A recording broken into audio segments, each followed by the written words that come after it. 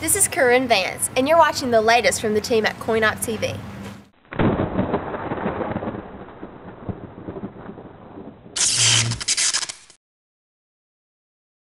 We're in Las Vegas, Nevada at the Pinball Hall of Fame. Standing next to me is Tim Arnold, who's the curator of this great place here. Tim, good to see you. Thanks for being on the show. Tell me a little bit about how you started the Pinball Hall of Fame.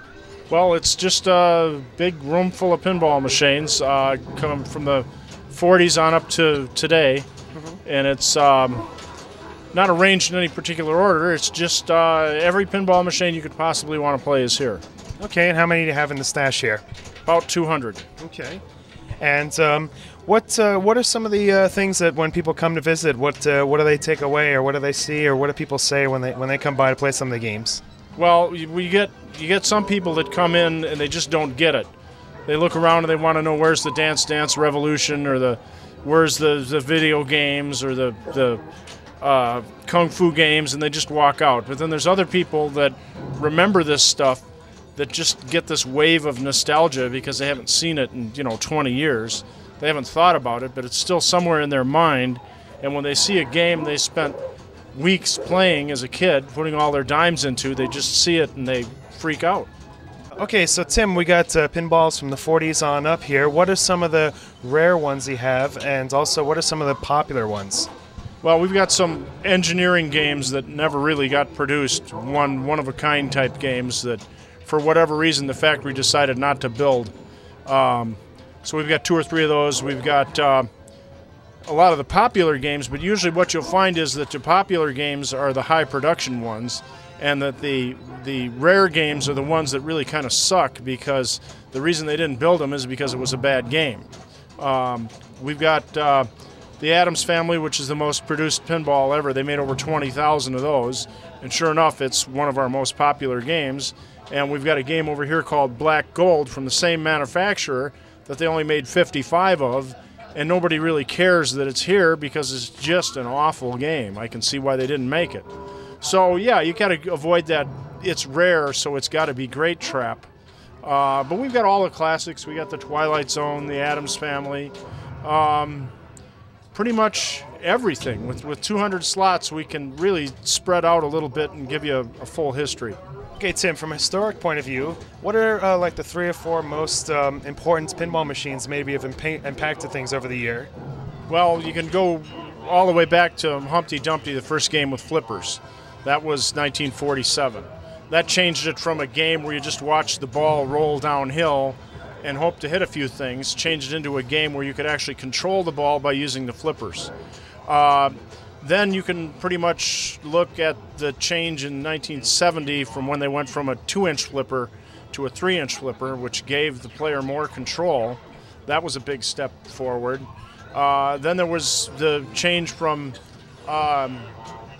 mechanical logic to solid-state logic. That was a big change. And then there was the first multi-ball games like Firepower and Black Knight, where all of a sudden you could get 3 balls in play at once. And then there was a series of really historic classic Williams games in the 90s. High Speed, Taxi, Creature from the Black Lagoon, Elvira, all the great classic 90s games where, again, everything came together as a package. All the sounds were great. The art was great to look at. The shots made sense. You had objectives, you had strategy that shifted throughout the game.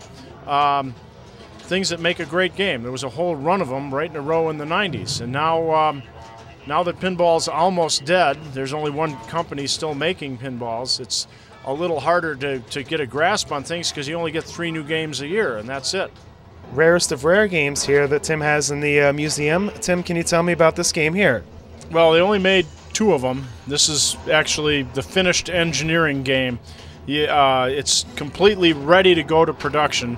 They built 2 of them for various political reasons, and the fact that the price was about 1.5 times what a normal pinball would be because of the odd shape, the vertical cabinet, and the fact that it's got 4 different playfield levels. It was more expensive, and the German distributor looked at it and said, we don't want to pay 1.5 times what a normal pinball would, figure out a way to make it cheaper.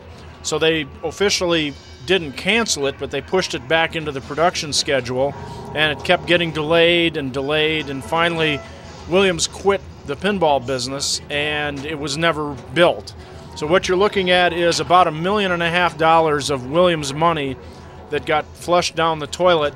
If you'll look at the details on the game, you'll see that it's completely finished. There's three-dimensional parts in there that were molded and sculpted by toy makers, and there's wireform ramps that were completely ready to go, and they just sacrificed it and said, we're not going to build it. It doesn't happen very often. Usually they don't build it because it's a bad game, but this is actually a real great game to play. You start out on the bottom level. You have to shoot up a ramp to get to the second level. You get up another ramp into the elephant's snout, and then that tilts back. You go up to the next level where you have to get it in the giraffe's mouth, and it goes up to the top level where you're playing in a demonic clown's mouth and you're trying to knock his teeth out with the ball. Great game, great sounds, complete departure from normal pinball, and they should have built it. They should have at least run 1,000 of them just to recover their costs a little bit, but they just completely wrote it off. Okay, Tim, thanks for letting us come down and check out the museum. If people want to find out more about visiting, where should they check things out at? You should go to our website, pinballmuseum.org. It lists all the games that are here, a history of the museum, how to get here. Of course, the admission is always free. You don't pay anything to get in. Everything you want to know so that the next time you come to Vegas, you can stop by and see this huge collection of pinball machines. pinballmuseum.org.